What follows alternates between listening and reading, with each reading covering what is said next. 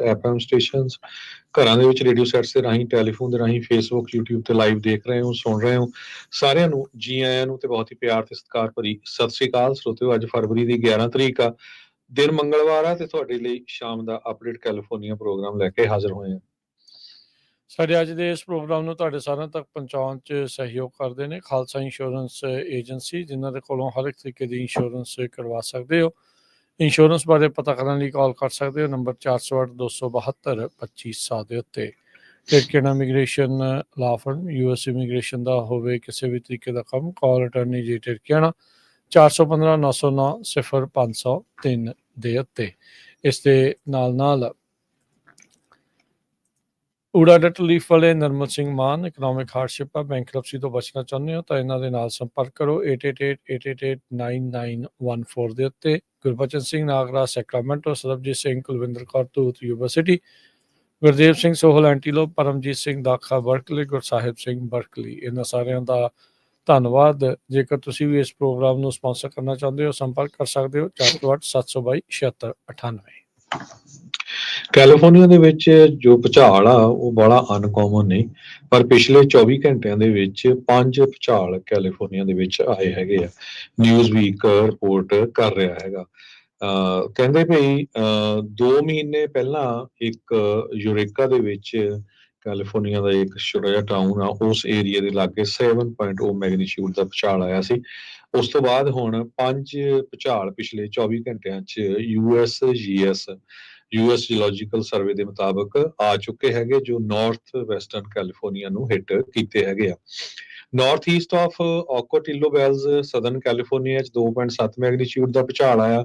Little lake California 'ਚ 3.3 ਦਾ। Tom place ਅਰਥਕੁਏਕ ਜਿਹੜਾ ਆ ਇਹ ਉਸ ਏਰੀਆ ਦੇ ਵਿੱਚ ਟੌਮ ਪਲੇਸ 'ਚ ਆਇਆ 3.0 ਮੈਗਨੀਚਿਊਡ ਦਾ। ਸੈਨ ਬਰਨਾਰਡੀਨੋ ਅਰਥਕੁਏਕ ਜੋ 3.4 ਮੈਗਨੀਚਿਊਡ ਦਾ, ਤੇ ਲਾਸ ਵੈਨਿਊਸ ਅਰਥਕੁਏਕ 2.6 ਮੈਗਨੀਚਿਊਡ ਦਾ ਅੱਜ ਸਵੇਰੇ ਲਾਸ ਵੈਨਿਊਸ 5:30 ਵਜੇ ਦੇ ਕਰੀਬ ਆਇਆ ਹੈਗਾ। ਸੋ ਯੂਜ਼ਲੀ ਕੀ ਹੁੰਦਾ ਹੈ, ਕਹਿੰਦੇ ਵੀ ਜਦੋਂ ਛੋਟੇ ਛੋਟੇ ਭੂਚਾਲ ਆਉਂਦੇ ਆ ਤੇ ਚਾਂਸ ਹੁੰਦਾ ਹੈ ਵੀ ਇੱਕ ਵੱਡਾ ਭੂਚਾਲ ਜੋ ਆ ਸਕਦਾ ਹੈਗਾ। ਸਦਰਨ ਕੈਲੀਫੋਰਨੀਆ 'ਚ 36% ਚਾਂਸ ਆ 7.5 ਜਾਂ ਗ੍ਰੇਟਰ ਅਰਥਕੁਏਕ ਦੇ ਆਉਣ ਵਾਲੇ 30 ਸਾਲਾਂ ਦੇ ਵਿੱਚ।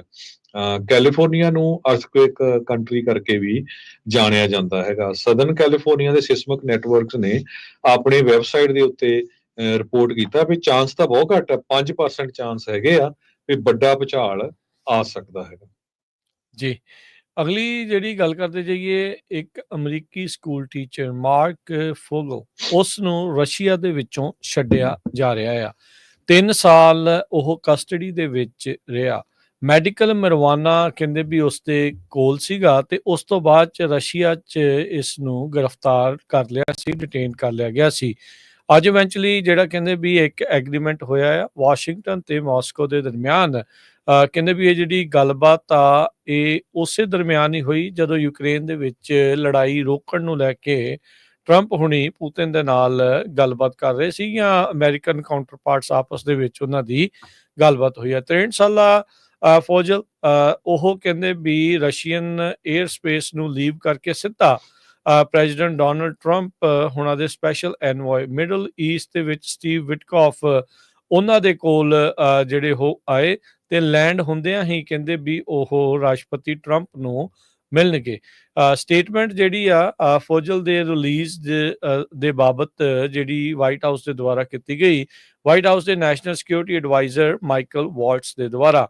ਉਹਨਾਂ ਨੇ ਕਿਹਾ ਵੀ ਇਹ ਨੈਗੋਸ਼ੀਏਟ ਐਕਸਚੇਂਜ ਜਿਹੜਾ ਉਹ ਕੀਤਾ ਗਿਆ ਹੈਗਾ ਆ। ਕਹਿੰਦੇ ਵੀ ਇਹ ਇੱਕ ਗੁੱਡ ਫੇਥ ਨੂੰ ਦਿਖਾਉਣ ਲਈ ਆ ਵੀ ਰਸ਼ੀਅਨਸ ਨੇ ਜਿਹੜਾ ਇੱਕ ਬੰਦਾ ਜਿਹੜਾ ਉਹ ਛੱਡਿਆ ਆ। ਕਹਿੰਦੇ ਵੀ ਇੱਥੋਂ ਇਹ ਪਤਾ ਲੱਗਦਾ ਆ ਵੀ ਜਿਹੜੀ ਬਰੂਟਲ ਤੇ ਟੈਰੀਬਲ ਵਾਰ ਆ ਯੂਕਰੇਨ ਦੇ ਵਿੱਚ, ਉਸ ਨੂੰ ਆਪਾਂ ਖਤਮ ਕਰਨ ਵੱਲ ਨੂੰ ਵੱਧ ਰਹੇ ਹੈਗੇ ਆ। ਸੋ ਅਮਰੀਕਨ ਜਿਹੜੇ ਸਿਟੀਜ਼ਨ ਆ ਉਸ ਨੂੰ ਜਿਹੜਾ ਹੁਣ ਇਹ ਰਿਲੀਜ਼ ਕੀਤਾ ਗਿਆ ਹੈਗਾ ਆ, ਪਰ ਇਹ ਨਹੀਂ ਦੱਸਿਆ ਗਿਆ ਵੀ ਇਸ ਦੇ ਬਦਲੇ ਰਸ਼ੀਆ ਨੂੰ US ਨੇ ਕੀ ਆਫਰ ਕੀਤਾ ਆ। ਟਰੰਪ ਹੁਣਾਂ ਨੇ 2 ਟੁੱਕ ਗੱਲ ਜਿਹੜੀ ਮੁਕਾਈ, ਕਹਿੰਦੇ ਵੀ ਨਾਟ ਮੱਚ। ਕਹਿੰਦੇ ਵੀ ਦੇ ਵਰ very nice, we were treated very nicely by Russia. ਤੇ ਉਸ ਤੋਂ ਬਾਅਦ ਦੇ ਵਿੱਚ ਕਹਿੰਦੇ ਵੀ it's the beginning of the relationship where we can end the wars and millions of people can stop being killed. We have to stop that war. Mark Fogel ਜਿਹੜਾ American school teacher ਸੀ, ਇਹ ਅਗਸਤ 2021 ਤੋਂ detain ਕਰਕੇ ਰੱਖਿਆ ਹੋਇਆ ਸੀ। ਹੁਣ ਜਹਾਜ਼ 'ਚ ਜਦ ਵਾਪਸ ਆਇਆ ਤਾਂ ਉਸਨੇ ਪੈਗ ਨੂੰ ਜਿਹੜਾ ਚੁੰਮਦਾ ਹੋਇਆ ਇੱਕ ਤਸਵੀਰ ਜਿਹੜੀ ਉਸਦੀ ਹੁਣ ਇਸ ਟਾਈਮ ਕਾਫੀ ਜਿਹੜੀ ਚਰਚਿਤ ਜਿਹੜੀ ਉਹ ਹੋ ਰਹੀ ਆ। ਸੋ ਪੁਤਿਨ ਇਸ ਨੈਗੋਸ਼ੀਏਸ਼ਨ ਦੇ ਵਿੱਚ ਸਿੱਧੇ ਤੌਰ ਦੇ ਉੱਤੇ ਜੁੜਿਆ ਸੀ ਜਾਂ ਨਹੀਂ ਆ, ਵਾਰ ਨੂੰ ਖਤਮ ਕਰਨ ਦੇ ਲਈ ਵੀ ਉਹ ਸਿੱਧੀ ਨੈਗੋਸ਼ੀਏਸ਼ਨ ਅਜੇ ਕਰ ਰਿਹਾ ਆ ਟਰੰਪ ਹੋਣਾ ਦੇ ਨਾਲ, ਉਸ ਦੇ ਬਾਰੇ ਖਾਸ ਜਿਹੜਾ ਉਹ ਅਜੇ ਪਤਾ ਨਹੀਂ ਆ। ਪਰ ਫੋਜਲ ਨੂੰ ਇਵੈਂਚੁਅਲੀ ਜਿਹੜਾ ਆ 4 ਸਾਲੀ ਜਿਹੜਾ ਰਿਲੀਜ਼ ਕਰਵਾ ਲਿਆ ਗਿਆ ਆ। 14 ਸਾਲ ਦੀ ਸਜ਼ਾ ਉੱਥੇ ਮੈਡੀਕਲ ਮਰਵਾਨਾ ਉਸ ਦੇ ਕੋਲੋਂ ਫੜੇ ਜਾਣ ਕਰਕੇ ਉਹ ਭੁਗਤ ਰਿਹਾ ਸੀ। ਕੈਲੀਫੋਰਨੀਆ ਦੇ ਵਿੱਚ ਕੈਲੀਫੋਰਨੀਆ ਦੇ ਸਟੇਟ ਸੈਨੇਟਰ ਇਹ ਹੁਣ ਕੋਸ਼ਿਸ਼ ਕਰ ਰਹੇ ਆ ਵੀ ਜੋ ਫਾਇਰ ਫਾਈਟਰਸ ਆ ਉਹਨਾਂ ਨੂੰ ਈਅਰ ਅਰਾਊਂਡ ਰੱਖਿਆ ਜਾਵੇ। 3000 ਤੋਂ ਵੱਧ ਸੀਜ਼ਨਲ ਫਾਇਰ ਫਾਈਟਰਸ ਨੂੰ ਉਹਨਾਂ ਦੀ ਡਿਊਟੀ ਇਨਕਰੀਜ਼ ਕੀਤੀ ਜਾਵੇ ਜਾਂ ਹੋਰ ਹਾਇਰ ਕੀਤੇ ਜਾਣ, ਪਰ ਉਹਦੀ ਕਾਸਟ $175 ਮਿਲੀਅਨ ਦੇ ਕਰੀਬ ਆਊਗੀ। ਕਿਉਂਕਿ ਜੋ ਕੈਲੀਫੋਰਨੀਆ ਦੇ ਵਿੱਚ ਫਾਇਰ ਦਾ ਕ੍ਰਾਈਸਿਸ ਚੱਲ ਰਿਹਾ ਆ ਉਸ ਨੂੰ ਲੈ ਕੇ ਇਕੱਲੇ ਡੈਮੋਕ੍ਰੇਟ ਨਹੀਂ, ਰਿਪਬਲਿਕਨ ਵੀ ਹੁਣ ਇਹ ਕਹਿ ਰਹੇ ਆ ਵੀ ਸਾਨੂੰ ਰਲ ਕੇ ਜਿਹੜਾ ਆ ਆਪਣੀ ਹੈਲਥੀ ਤੇ ਸੇਫਟੀ ਕਮਿਊਨਿਟੀ ਨੂੰ ਬਚਾਉਣ ਦੇ ਲਈ ਕੰਮ ਕਰਨਾ ਚਾਹੀਦਾ ਹੈਗਾ। ਜੂਨ ਮਹੀਨੇ ਤੋਂ ਲੈ ਕੇ ਅਕਤੂਬਰ ਮਹੀਨੇ ਤੱਕ ਜੋ ਫਾਇਰ ਸੀਜ਼ਨ ਮੰਨਿਆ ਜਾਂਦਾ ਆ, ਪਰ ਆਪਾਂ ਦੇਖਿਆ ਆ ਵੀ ਇਹ ਤਾਂ ਇੱਥੇ ਨਵੰਬਰ ਦਸੰਬਰ ਦੇ ਵਿੱਚ ਵੀ ਜੋ ਸਦਰਨ ਕੈਲੀਫੋਰਨੀਆ ਦੇ ਵਿੱਚ ਹਾਲ ਹੋਇਆ ਫਾਇਰ ਦਾ, ਉਹਦੇ ਨਾਲ ਬਹੁਤ ਜ਼ਿਆਦਾ ਨੁਕਸਾਨ ਹੋਇਆ ਹੈਗਾ। ਸੋ ਹਜੇ ਜੋ ਨਵੀਂ ਕੋਈ ਫਾਇਰ ਨਹੀਂ ਰਿਪੋਰਟ ਕੀਤੀ ਗਈ ਕਿਉਂਕਿ ਪਿਛਲੇ ਦਿਨਾਂ ਦੇ ਵਿੱਚ ਮੀਂਹ ਵੀ ਪਿਆ ਸੀ, ਟੈਂਪਰੇਚਰ ਵੀ ਕਾਫੀ ਜਿਹੜਾ ਘਟ ਰਿਹਾ ਹੈਗਾ। ਕੈਲ ਫਾਇਰ ਦੇ ਮੁਤਾਬਕ ਉਹਨਾਂ ਦੇ ਕੋਲ 6100 ਦੇ ਕਰੀਬ ਪਰਮਾਨੈਂਟ EMPLOYEES ਹੈਗੇ ਆ। 3000 ਦੇ ਕਰੀਬ ਸੀਜ਼ਨਲ ਫਾਇਰ ਫਾਈਟਰਸ ਆ ਜਿਨ੍ਹਾਂ ਨੂੰ ਲੇ ਆਫ ਕਰ ਦਿੱਤਾ ਜਾਂਦਾ ਜਨਵਰੀ ਤੇ ਮਾਰਚ ਦੇ ਵਿਚਾਲੇ। ਪਿਛਲੇ ਦਿਨਾਂ ਜਸਮੀਤ ਕੌਰ ਬੈਂਸ ਉਹਨਾਂ ਨੇ ਵੀ ਕਿਹਾ ਸੀ ਵੀ ਉਹ ਇੱਕ ਬਿੱਲ ਲੈ ਕੇ ਆ ਰਹੇ ਜਿਹਦੇ ਵਿੱਚ ਈਅਰ ਅਰਾਊਂਡ ਜੋ ਫਾਇਰ ਫਾਈਟਰਸ ਵੱਡੀ ਗਿਣਤੀ ਦੇ ਵਿੱਚ ਅਵੇਲੇਬਲ ਹੋਣੇ ਚਾਹੀਦੇ ਹੈਗੇ ਆ। ਜੋ ਜਨਵਰੀ ਮਹੀਨੇ ਦੇ ਵਿੱਚ ਅੱਗਾਂ ਲੱਗੀਆਂ ਅਲਟਾਡੀਨਾ ਤੇ ਪੈਸੀਫਿਕ ਪੈਲੀਸੇਡਸ, ਉਹਦੇ ਨਾਲ 24 ਲੋਕਾਂ ਦੀ ਮੌਤ ਹੋ ਚੁੱਕੀ ਆ। 16000 ਘਰ ਤੇ ਬਿਜ਼ਨਸ ਸੜ ਕੇ ਸਵਾਹ ਹੋ ਚੁੱਕੇ ਹੈਗੇ ਆ। ਤੇ ਸਟੇਟ ਨੂੰ ਪੋਰਟਲੈਂਡ, ਹੂਸਟਨ, ਕੈਨੇਡਾ, ਮੈਕਸੀਕੋ ਤੱਕ ਜਿਹੜੇ ਫਾਇਰ ਫਾਈਟਰਸ ਆ ਉਹਨਾਂ ਨੂੰ ਲਿਆਣਾ ਪਿਆ। 356 ਦੇ ਕਰੀਬ ਫਾਇਰ ਇੰਜਨਸ ਪੂਰੇ ਸਾਲ ਕੈਲੀਫੋਰਨੀਆ ਚ ਜਿਹੜੇ ਆਪਰੇਟ ਕਰਦੇ ਹੈਗੇ ਆ। ਅਸੈਂਬਲੀ ਮੈਂਬਰ ਟਿਮ ਗ੍ਰੇਸਨ ਡੈਮੋਕ੍ਰੇਟ ਆ ਐਂਟੀਓਕ ਤੋਂ, ਉਹ ਸੈਨੇਟ ਦੇ ਲਈ ਇਲੈਕਟ ਹੋਏ ਸੀਗੇ। ਉਹਨਾਂ ਨੇ ਇਹ ਕਿਹਾ ਆ ਵੀ 2000 ਤੋਂ ਵੱਧ ਹੋਰ ਫਾਇਰ ਫਾਈਟਰਸ ਉਹਨਾਂ ਨੂੰ ਹਾਇਰ ਕਰਨਾ ਚਾਹੀਦਾ ਹੈਗਾ। ਜੀ, ਵੈਨੇਜ਼ੁਏਲਾ ਨੇ ਆਪਣੇ 2 ਪਲੇਨ ਘੱਲੇ US ਦੇ ਵਿੱਚ ਤੇ ਉੱਥੋਂ ਉਹਨਾਂ ਨੇ ਜਿਹੜੇ ਵੈਨੇਜ਼ੁਏਲੀਅਨ ਮਾਈਗ੍ਰੈਂਟਸ ਆ ਉਹਨਾਂ ਨੂੰ ਬਿਠਾ ਕੇ ਵਾਪਸ ਜਿਹੜਾ ਉਹ ਲੈ ਕੇ ਗਏ ਆ। ਰਿਚਰਡ ਗੁਰਨੈਲ ਉਹਨਾਂ ਨੇ ਕਿਹਾ ਵੀ ਜਿਹੜੇ 2 ਪਲੇਨ ਇਲੀਗਲ ਇਮੀਗ੍ਰੈਂਟਸ ਉਹ ਅਲ ਪਾਸੋ ਤੋਂ ਉੱਡੇ ਆ ਤੇ ਉਹ ਵੈਨੇਜ਼ੁਏਲਾ ਨੂੰ ਅੱਜ ਜਾ ਰਹੇ ਨੇ, ਪੇਡ ਫॉर ਬਾਈ ਵੈਨੇਜ਼ੁਏਲੀਅਨ। ਸੋ ਵੈਨੇਜ਼ੁਏਲੀਅਨ ਦੀ ਸਰਕਾਰ ਨੇ ਹੀ ਕਹਿੰਦੇ ਆ ਇਸ ਡਿਪੋਰਟੇਸ਼ਨ ਫਲਾਈਟਾਂ ਦੀ ਜਿਹੜੀ ਮਨੀ ਆ ਉਹ ਪੇ ਕੀਤੀ ਹੈਗੀ ਆ। ਵੈਨੇਜ਼ੁਏਲਾ ਨੂੰ ਜਿਹੜੀਆਂ ਟੈਂਪਰੇਰੀ ਪ੍ਰੋਟੈਕਟਡ ਸਟੇਟਸ ਮਿਲਿਆ ਸੀਗਾ, ਟਰੰਪ ਹੋਣਾ ਨੇ ਐਗਜ਼ੈਕਟਿਵ ਆਰਡਰ ਜਾਰੀ ਕਰਕੇ ਉਸ ਨੂੰ ਖਾਰਜ ਕਰ ਦਿੱਤਾ ਸੀ, ਰੱਦ ਕਰ ਦਿੱਤਾ ਸੀ। ਵਾਈਟ ਹਾਊਸ ਨੇ ਟਵੀਟ ਜਿਹੜਾ ਉਹ ਕੀਤਾ, ਰੈਪਰੇਸ਼ਨ ਫਲਾਈਟਸ ਟੂ ਵੈਨੇਜ਼ੁਏਲਾ ਹੈਵ ਰਿਜ਼ਿਊਮਡ। ਜਿਹੜੇ ਅੰਬੈਸਡਰ ਰਿਚਰਡ ਗਰਨੈਲ ਆ ਕਹਿੰਦੇ ਵੀ ਓਵਰਸੀ ਕਰ ਰਹੇ ਆ ਪਹਿਲੀਆਂ 2 ਫਲਾਈਟਸ। ਤੇ ਅਖੀਰ ਦੇ ਵਿੱਚ ਉਹਨਾਂ ਨੇ ਲਿਖਿਆ make America safe again. Illegal migrants ਤੇ ਗੈਂਗ ਬੈਂਗਰਸ ਕਹਿੰਦੇ ਵੀ ਉਹਨਾਂ ਦੇ ਉੱਤੇ ਜਿਹੜੀ ਇਹ ਜਿਹੜੀ ਗਾਜ ਡਿੱਗੀ ਆ। ਵਨ ਵੇ ਟਿਕਟਸ ਕਹਿੰਦੇ ਵੀ ਇਹ just a drop in bucket of term ਆ ਜੋ ਇਸ ਟਾਈਮ ਆਈ ਆ। ਵੈਨੇਜ਼ੁਏਲਨ ਜਿਹੜੇ ਮਾਈਗ੍ਰੈਂਟਸ ਆ ਉਹ US ਦੇ ਵਿੱਚ ਵੱਡੇ ਪੱਧਰ ਤੇ ਇਸ ਟਾਈਮ ਹੈਗੇ ਨੇ ਜਿਨ੍ਹਾਂ ਦੇ ਉੱਤੇ ਡੈਪੋਟੇਸ਼ਨ ਆਰਡਰ ਵੀ ਲੱਗੇ ਹੋਏ ਨੇ।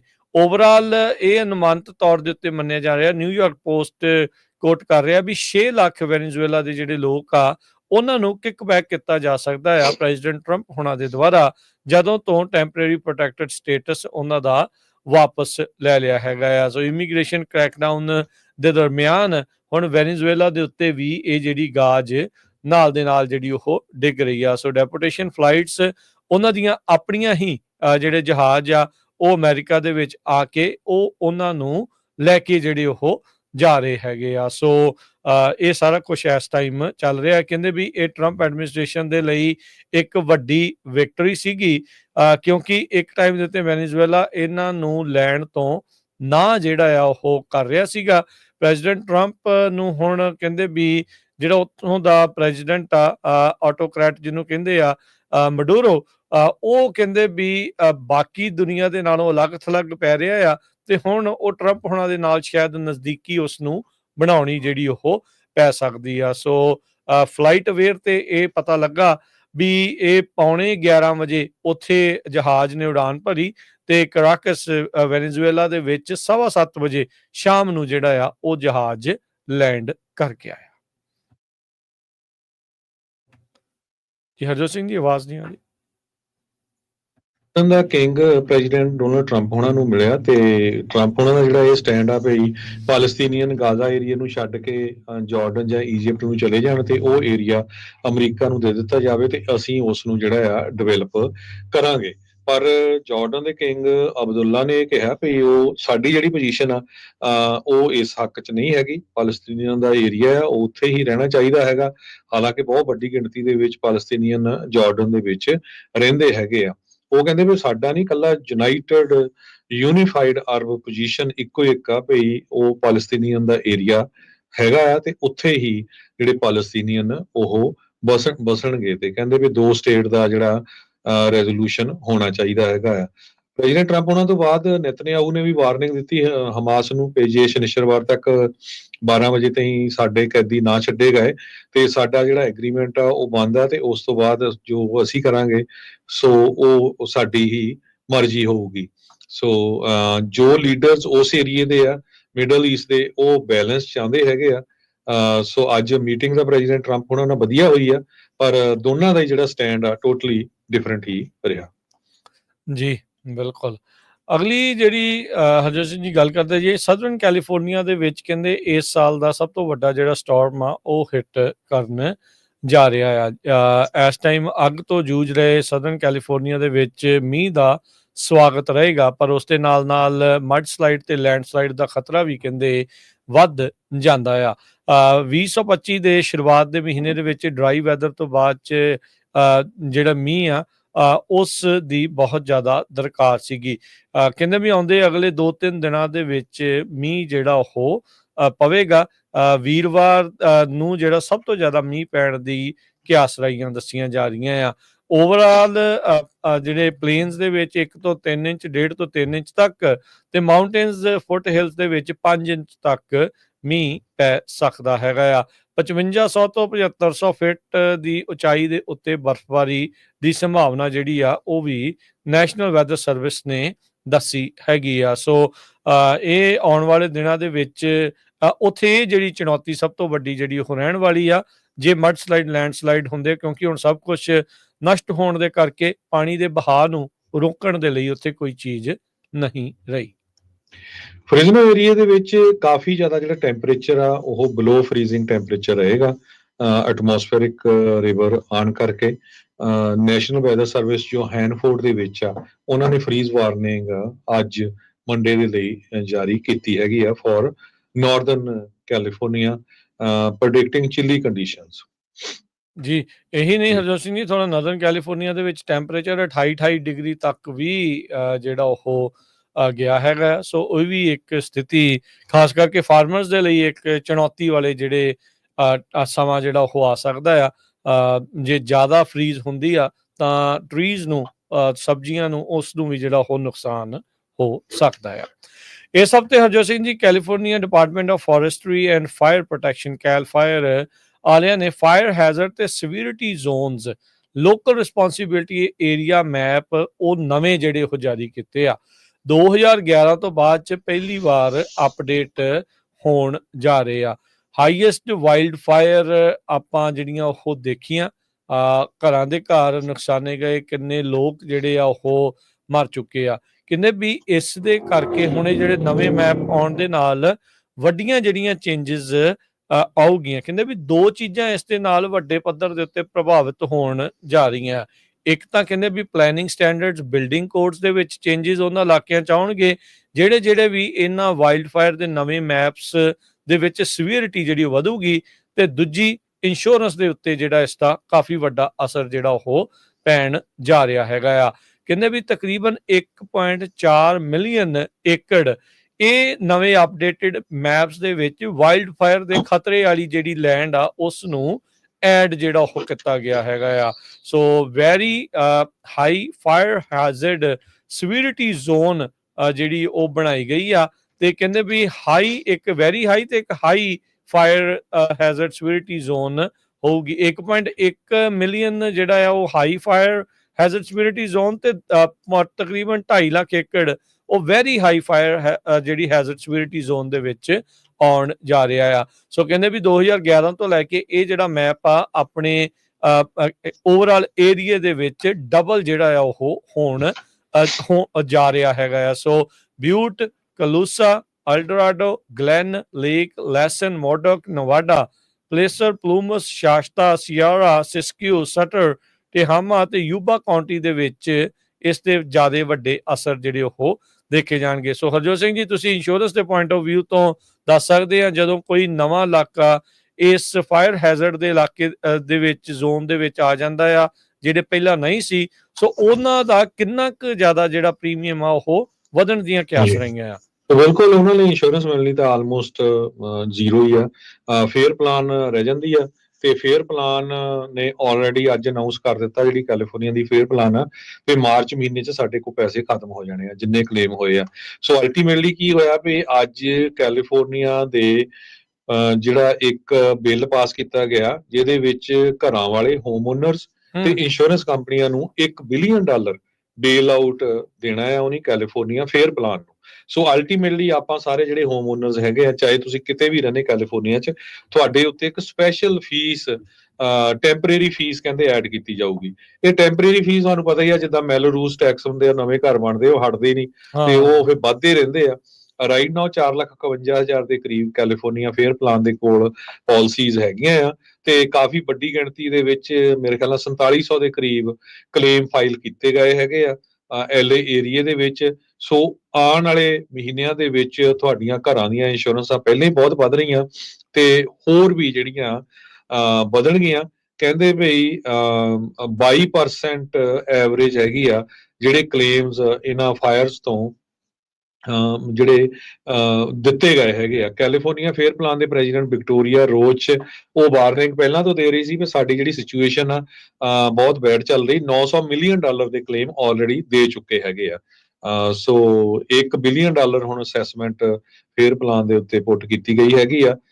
ਅਲਟੀਮੇਟਲੀ ਸੋ ਸਾਰਿਆਂ ਨੂੰ ਸਾਨੂੰ ਇਹ ਪੈਸੇ ਦੇਣੇ ਪੈਣਗੇ, ਪਰ ਜੋ ਕੰਡੀਸ਼ਨ ਕੈਲੀਫੋਰਨੀਆ ਚੱਲ ਰਹੀ ਆ ਲਗਾਤਾਰ ਅੱਗਾਂ ਵੱਧਦੀਆਂ ਹੀ ਜਾ ਰਹੀਆਂ ਹੈਗੀਆਂ। ਸੋ ਜਿਸ ਹਿਸਾਬ ਦੇ ਨਾਲ ਹੋਰ ਏਰੀਏ ਐਡ ਕੀਤੇ ਗਏ ਆ, ਖਾਸ ਕਰਕੇ ਜਿਹੜੇ ਲੋਕਾਂ ਨੇ ਘਰ ਖਰੀਦਣੇ ਆ ਉਹਨਾਂ ਨੂੰ ਬੜਾ ਧਿਆਨ ਰੱਖਣਾ ਚਾਹੀਦਾ। ਘਰ ਤਾਂ ਤੁਸੀਂ ਖਰੀਦ ਲਓਗੇ ਪਰ ਉਹਨਾਂ ਦੀ ਜਿਹੜੀ ਇੰਸ਼ੋਰੈਂਸ ਆ ਉਹ ਹਜ਼ਾਰਾਂ ਡਾਲਰਾਂ ਦੇ ਵਿੱਚ ਹੋਊਗੀ। ਸੋ ਤਾਂ ਕਿ ਇੱਕੋ ਇੱਕ ਜਿਹੜੀ ਕੈਲੀਫੋਰਨੀਆ ਦੀ ਫੇਅਰ ਪਲਾਨ ਜਿਹੜਾ ਗਵਰਨਮੈਂਟ ਦੇ ਥਰੂ ਹੈਗਾ ਉਹੀ ਆਪਸ਼ਨ ਬਚੀ ਸੀ। ਜੇ ਉਹ ਵੀ ਬੈਂਕਰਪਟ ਹੋ ਜਾਂਦੀ ਆ ਤੇ ਫਿਰ ਕੈਲੀਫੋਰਨੀਆ ਦੇ ਹੋਮ ਓਨਰਸ ਕੋਲ ਕੋਈ ਆਪਸ਼ਨ ਨਹੀਂ ਹੋਊਗੀ। ਇਸੇ ਕਰਕੇ ਜਿਹੜਾ ਆ ਹੁਣ ਉਹਨਾਂ ਨੇ $1 ਬਿਲੀਅਨ ਜਿਹੜਾ ਉਹਨਾਂ ਨੂੰ ਦੇਣ ਦਾ ਵਾਅਦਾ ਕੀਤਾ ਹੈਗਾ। ਜੀ, ਪ੍ਰੋਗਰਾਮ ਦਾ ਸਮਾਂ ਵੀ ਜਿਹੜਾ ਉਹ ਸਮਾਪਤ ਆ। ਜਾਂਦੇ ਜਾਂਦੇ ਮਾਰਕੀਟਸ ਦਾ ਹਾਲ ਦੱਸਦੇ ਜਾਈਏ। ਡਾਊ ਜੋਨ ਦੇ ਵਿੱਚ ਅੱਜ 130 ਪੁਆਇੰਟਾਂ ਦੇ ਵਾਧੇ ਤੋਂ ਬਾਅਦ 'ਚ 44,500 ਤੇ 94 ਤੇ ਬੰਦ ਹੋਇਆ। S&P 2 ਪੁਆਇੰਟ ਵੱਧ ਕੇ 6,069, ਨੈਸਡੈਕ 70 ਪੁਆਇੰਟ ਘਟ ਕੇ 19,644 ਦੇ ਉੱਤੇ। ਸੋਨੇ ਦਾ ਭਾਅ $2922 ਪ੍ਰਤੀ ਆਉਂਸ। ਕੱਚੇ ਤੇਲ ਦੀ ਕੀਮਤ $73 ਪ੍ਰਤੀ ਬੈਰਲ। 10 ਈਅਰ ਯੀਲਡ ਜਿਹੜੀ 4.54%। ਕ੍ਰਿਪਟੋ ਕਰੰਸੀਜ਼ ਬਿਟਕੋਇਨ 96,112 ਤੇ ਇਥੀਰੀਅਮ $2,616 ਦੇ ਬਰਾਬਰ ਚੱਲ ਰਿਹਾ ਹੈ। ਪਰਸੋਂ ਅਸੀਂ ਅਨਾਉਂਸ ਕੀਤਾ ਸੀ ਵੀ ਮੈਟਾ ਵਾਲਿਆਂ ਨੇ ਜੋ ਕੱਲ 5,000 ਦੇ ਕਰੀਬ ਲੋਕ ਲੇ ਆਫ ਕੀਤੇ ਆ। ਅੱਜ ਦੀ ਰੇਟ ਦੇ ਵਿੱਚ ਯਾਹੂ ਰਿਪੋਰਟ ਕਰ ਰਿਹਾ ਵੀ ਜਿਹੜੀ ਟੈਕ ਲੇ ਆਫ ਆ ਬਹੁਤ ਜ਼ਿਆਦਾ ਉਹਦੇ ਵਿੱਚ ਮਾਸ ਜੌਬ ਕੱਟਸ ਹੋ ਰਹੀਆਂ ਤੇ ਲੋਕਾਂ ਦਾ ਜਿਹੜੇ ਜੋ ਟੈਕਨੋਲੋਜੀ ਕੰਪਨੀ 'ਚ ਕੰਮ ਕਰਦੇ ਆ ਉਹਨਾਂ ਦਾ ਜਿਹੜਾ ਕੌਨਫੀਡੈਂਸ ਲੈਵਲ ਆ ਬਹੁਤ ਹੀ ਡਾਊਨ ਗਿਆ ਆ। ਸਭ ਤੋਂ ਮਾੜੀ ਗੱਲ ਇਹ ਹੋਈ ਵੀ ਫੇਸਬੁੱਕ ਨੇ ਜਿਹੜੇ ਲੋਕਾਂ ਨੂੰ ਲੇ ਆਫ ਕੀਤਾ, ਈਮੇਲ ਕੀਤੀ ਆ, ਉਹਦੇ ਵਿੱਚ ਉਹਨਾਂ ਨੇ ਇਹ ਸਟੇਟਮੈਂਟ ਵੀ ਜਾਰੀ ਕੀਤੀ ਆ ਭਈ ਲੋ ਪਰਫਾਰਮਿੰਗ ਜਿਹੜੇ EMPLOYEES ਆ ਉਹਨਾਂ ਨੂੰ ਕੱਢਿਆ ਗਿਆ। ਹੁਣ ਜਦੋਂ ਤੁਸੀਂ ਸਟੇਟਮੈਂਟ ਜਾਰੀ ਕਰ ਦਿੰਦੇ ਆ ਵੀ ਇਹ ਜਿਹੜੇ EMPLOYEE ਸੀ ਚੱਜ ਨਾਲ ਕੰਮ ਨਹੀਂ ਕਰਦੇ ਸੀ ਜਾਂ ਲੋ ਪਰਫਾਰਮ ਕਰਦੇ ਸੀ, ਉਹ ਕਹਿੰਦੇ ਵੀ ਸਾਡੀ ਇੱਕ ਤਾਂ ਜੌਬ ਗਈ, ਦੂਜੀ ਜਦੋਂ ਉਹਨੇ ਕਿਤੇ ਅਪਲਾਈ ਕਰਨਾ, ਸੋ ਉਹ ਕੰਪਨੀ ਨੂੰ ਪਹਿਲਾਂ ਹੀ ਪਤਾ ਹੈ ਵੀ ਇਹ ਬੰਦੇ ਉਸ ਮੈਟਾ ਫੇਸਬੁੱਕ ਦੇ ਵਿੱਚੋਂ ਕਿਉਂ ਕੱਢੇ ਗਏ ਹੈਗੇ ਆ। ਕਰੀਅਰ ਸੋ ਤਬਾਹ ਹੋ ਇਹ ਜਾਣੇ ਇੱਕ ਉਹਨਾਂ ਬਹੁਤ ਦੇ। ਜਿਹੜੀ ਮਾੜੀ ਗੱਲ ਕੀਤੀ ਗਈ ਹੈਗੀ ਆ ਜ਼ਕਰਬਰਗ ਦੀ ਕੰਪਨੀ ਜਿਹੜੀ ਆ ਫੇਸਬੁੱਕ ਵੱਲੋਂ। ਜੋ US ਦੀ ਲੇਬਰ ਡਿਪਾਰਟਮੈਂਟ ਆ ਉਹਦੇ ਮੁਤਾਬਕ 9000 ਪੋਜੀਸ਼ਨਸ ਸ਼ਰਿੰਕ ਹੋਈਆਂ ਹੈਗੀਆਂ ਟੈਕਨੋਲੋਜੀ ਦੇ ਵਿੱਚ ਕੱਲੇ ਜਨਵਰੀ ਮਹੀਨੇ ਦੇ ਵਿੱਚ। ਬਹੁਤ ਇਸ ਯਾਹੂ ਦੇ ਆਰਟੀਕਲ ਦੇ ਵਿੱਚ ਕਾਫੀ ਡਿਟੇਲ 'ਚ ਲਿਖਿਆ ਵੀ ਕਈ, ਇੱਕ ਬੀਬੀ ਦਾ ਵੀ ਨਹੀਂ ਲਿਖਿਆ, ਕਹਿੰਦੀ ਵੀ ਮੈਂ ਤਾਂ ਇੰਨੀ ਅਪਸੈਟ ਆ ਵੀ ਮੈਂ ਪੋਰਟਲੈਂਡ 'ਚ ਆਪਣਾ ਘਰ ਵੇਚ ਕੇ ਹੁਣ ਕੋਈ ਕਿਸੇ ਫਾਰਮ ਏਰੀਏ ਦੇ ਵਿੱਚ ਘਰ ਲੈ ਲੈਣਾ ਆ ਵੀ ਆਰਾਮ ਦੇ ਨਾਲ ਉੱਥੇ ਖੇਤੀਬਾੜੀ ਕਰਾਂਗੇ ਤੇ ਨਾਲੇ ਸਸਤਾ ਘਰ ਹੋਊਗਾ, ਤੇ ਇਹ ਜਿਹੜੀ ਪੇਮੈਂਟ ਆ ਇਹ ਆਪਾਂ ਨਹੀਂ ਦੇ ਸਕਦੇ ਹੈਗੇ। ਕੱਲਾ ਇਹ ਨਹੀਂ ਹਰਜੋਤ ਸਿੰਘ ਜੀ, ਚਲੋ ਹੁਣ ਕਹਿ ਤਾਂ ਰਹੀ ਆ, ਪਰ ਜੇ ਉਹ H1 ਤੇ ਹੋਊਗੇ, ਜਿਹੜੇ ਬਹੁਤ ਸਾਰੇ ਲੋਕ ਇਹਨਾਂ ਚੋਂ H1 ਵਾਲੇ ਆ, ਉਹਨਾਂ ਦੇ ਲਈ ਮੁਸੀਬਤ ਹੋਰ ਵੀ ਵੱਡੀ ਆ। ਮਹਿਜ 60 ਦਿਨ ਉਹਨਾਂ ਦੇ ਕੋਲ ਹੁੰਦੇ ਆ ਨਵੀਂ ਜੌਬ ਜਿਹੜੀ ਉਹ ਲੱਭਣ ਦੇ ਲਈ। ਉਹਨਾਂ ਦੇ ਥਰੂ H1 ਨੂੰ ਜਿਹੜਾ ਉਹ ਟ੍ਰਾਂਸਫਰ ਉਹਨਾਂ ਨੂੰ ਕਰਨਾ ਪੈਂਦਾ, ਨਵਾਂ ਅਪਲਾਈ ਜਿਹੜਾ ਉਸ ਦੇ ਵਿੱਚ ਉਹਨਾਂ ਨੂੰ ਕਰਨਾ ਪੈਂਦਾ ਆ। ਤੇ ਕਹਿੰਦੇ ਵੀ ਜਦੋਂ ਤੁਹਾਡੀ ਲਿੰਕਡਇਨ ਪ੍ਰੋਫਾਈਲ ਦੇ ਉੱਤੇ ਲੋ ਪਰਫਾਰਮੈਂਸ ਕਰਕੇ ਜੌਬ ਘੱਟ ਆਈ ਆ, ਫਾਇਰਿੰਗ ਹੋਈ ਆ, ਤਾਂ ਭੁੱਲ ਜਾਓ ਵੀ ਇਸ ਟਾਈਮ ਸਿਲੀਕਨ ਵੈਲੀ ਦੇ ਵਿੱਚ ਕੋਈ ਦੁਬਾਰਾ ਤੁਹਾਨੂੰ ਜਿਹੜਾ ਹਾਇਰ ਜਿਹੜਾ ਉਹ ਕਰੂਗਾ। ਸੋ ਸਿਚੁਏਸ਼ਨ ਨਾਟ ਸੋ ਗੁੱਡ। ਜਿੱਦਾਂ ਕੱਲ੍ਹ ਹੀ ਦੱਸ ਰਹੇ ਸੀ, ਇੱਕ ਮੀਆਂ ਬੀਬੀ ਜਿਹੜੇ ਦੋਨੋਂ ਹੀ, ਇੱਕ ਕੰਸਲਟੈਂਟ ਦੇ ਥਰੂ ਕੰਮ ਕਰਦਾ ਸੀ ਤੇ ਇੱਕ ਜਿਹੜੀ ਬੀਬੀ ਆ ਉਸ ਨੂੰ ਅਜੇ 6-7 ਮਹੀਨੇ ਹੀ ਹੋਏ ਸੀ ਕਹਿੰਦੇ ਉਸ ਮੈਟਾ ਦੇ ਵਿੱਚ ਜੌਬ ਸ਼ੁਰੂ ਕੀਤੇ ਆ। ਦੋਨਾਂ ਨੂੰ ਉਹਨਾਂ ਦੀਆਂ ਪਰਸਨਲ ਈਮੇਲ ਦੇ ਉੱਤੇ ਈਮੇਲ ਜਿਹੜੀ ਉਹ ਆਈ ਸੀ, ਯਾਹੂ ਦੀ ਈਮੇਲ, ਸੌਰੀ ਫੇਸਬੁੱਕ ਵਾਲੀ ਈਮੇਲ ਆ, ਮੈਟਾ ਵਾਲੀ ਈਮੇਲ ਆ, ਉਸ ਦਾ ਐਕਸੈਸ ਉਹਨਾਂ ਤੋਂ ਖੋਹ ਲਿਆ ਗਿਆ ਤੇ ਉਹਨਾਂ ਨੂੰ ਪਰਸਨਲ ਈਮੇਲ ਦੇ ਉੱਤੇ ਆਈ ਵੀ ਭਾਈ ਤੁਹਾਡੇ ਕੋਲ 1 ਦਿਨ ਦਾ ਵਕਤ ਆ, ਜਿਹੜਾ ਵੀ ਸਾਜੋ ਸਮਾਨ ਆ, ਜੋ ਵੀ ਤੁਹਾਨੂੰ ਇਸ਼ੂ ਹੋਇਆ ਆ, ਉਹ ਤੁਸੀਂ ਵਾਪਸ ਕਰਕੇ ਜਾਓ।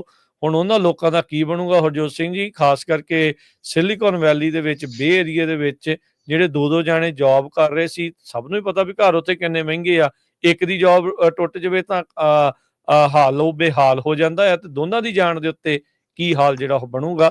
ਸੋ ਸਿਚੁਏਸ਼ਨ ਬਹੁਤ ਡਾਵਾਂਡੋਲ ਉਹਨਾਂ ਲਈ ਬਣ ਗਈ। ਛੋਟੇ ਛੋਟੇ ਨਿਆਣੇ ਆ, ਇੱਕ 4 ਸਾਲ ਦਾ, ਇੱਕ 2 ਸਾਲ ਦਾ ਘਰ ਲਿਆ ਤੇ ਬੰਦਾ ਕਿੱਦਾਂ ਸਰਵਾਈਵ ਕਰੂਗਾ। ਯਾਹੂ ਵਾਲੇ ਲਿਖਦੇ ਆ ਵੀ ਇੱਕ ਡਾਇਲਿਨ ਮੋਇਰ ਨਾਮ ਦੀ ਬੀਬੀ ਟੈਕ ਇੰਡਸਟਰੀ 'ਚ ਕੰਮ ਕਰਦੀ ਸੀ, ਕਾਫੀ ਲੰਮਾ ਸਮਾਂ ਕੀਤਾ। ਪਿਛਲੇ ਸਾਲ ਉਹ ਲੇ ਆਫ ਹੋ ਗਈ, ਹੁਣ ਉਹ 55 ਸਾਲਾਂ ਦੀ ਆ ਤੇ ਉਸ ਨੇ ਪਿਛਲੇ ਸਾਲ ਤੋਂ ਲੈ ਕੇ ਹੁਣ ਤੱਕ 140 ਜੌਬਸ ਦੇ ਲਈ ਅਪਲਾਈ ਕੀਤਾ, ਕੋਈ ਵੀ ਆਫਰ ਨਹੀਂ ਉਹਨੂੰ ਮਿਲੀ ਹੈਗੀ। ਕਰੰਸੀ ਦੀ ਗੱਲ ਕਰਦੇ ਜਾਈਏ, ਇੱਕ $1 ਦੇ ਬਰਾਬਰ ਪਾਕਿਸਤਾਨ ਦੇ 277 ਰੁਪਏ ਤੇ 91 ਪੈਸੇ ਰਹੇ ਆ, ਇੱਕ $1 ਦੇ ਬਰਾਬਰ ਕੈਨੇਡਾ ਦੇ $1 ਤੇ 42 ਸੈਂਟ। ਇੰਡੀਆ ਦਾ ਰੁਪਈਆ ਜਿਹੜਾ ਥੋੜਾ ਜਿਹਾ ਸੁਧਰਿਆ ਆ, ਕਿਉਂਕਿ ਉੱਥੇ ਦੀ ਜਿਹੜੀ ਫੈਡਰਲ ਰਿਜ਼ਰਵ ਬੋਰਡ ਆ ਉਸਨੇ ਹੁਣ ਐਂਟਰੀ ਕੀਤੀ ਆ ਕਿ ਸਾਡੀ ਬਦਨਾਮੀ ਬਹੁਤ ਹੋ ਰਹੀ ਆ। ਸੋ ਉਸ ਕਰਕੇ ਜੋ ਇੰਡੀਆ ਦਾ ਇੱਕ $1 ਦੇ ਮੁਤਾਬਕ ਬਰਾਬਰ ਇੰਡੀਆ ਦੇ ਅੱਜ 86 ਰੁਪਏ ਤੇ 80 ਪੈਸੇ ਰਹੇ ਜੀ। ਹੁਣ ਇਹਨੇ ਇਜਾਜ਼ਤ, ਸਭ ਨੂੰ ਪਿਆਰ ਭਰੀ ਸਤਿ ਸ੍ਰੀ ਅਕਾਲ। ਸੁਣਦੇ ਰਹੋ, ਦੇਖਦੇ ਰਹੋ ਪੰਜਾਬੀ ਰੇਡੀਓ US।